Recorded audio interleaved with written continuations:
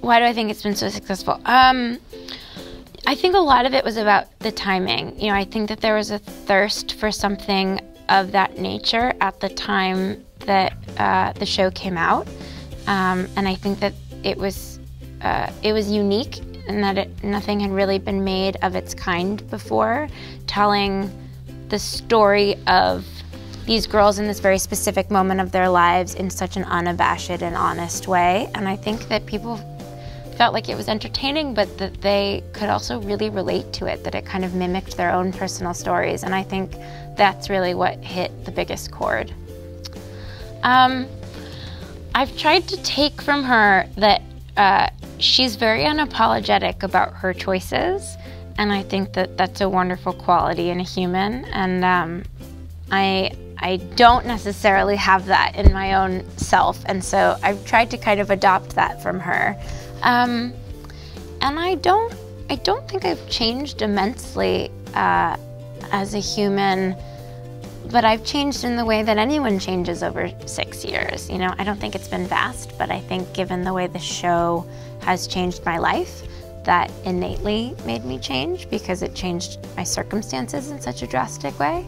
And I think between 22 and 29, that's a big difference, just in terms of your age in the grand scheme of things. And so I think I've grown up in that regard, but generally I think I'm the same. I marched in Sundance in the snow, which felt very empowering. Yeah, I mean, I think that the show opened, or was a part of a conversation and a movement creatively about telling female stories with female filmmakers, with female heroines, and I think that that's incredibly important nowadays. I think rich parts for women of any age in our industry are very few and far between, and often, not even as nearly as fleshed out as a very small part for a man would be. And so I think there's a lot of work to be done, but I think specifically in our industry, it's kind of our job to make these types of pieces of entertainment to show not only young women, not only young female millennials, but also men like you that gay guys or straight guys or old men and young women and old women, that these stories are just as interesting as ones with a male lead. How do I see my future? What do I want my future to be? I mean, I hope that I get to keep working in my industry in meaningful ways and jobs that I love, and on a bigger scale, I hope to continue to help this world heal itself and be a better place and hopefully make some people laugh.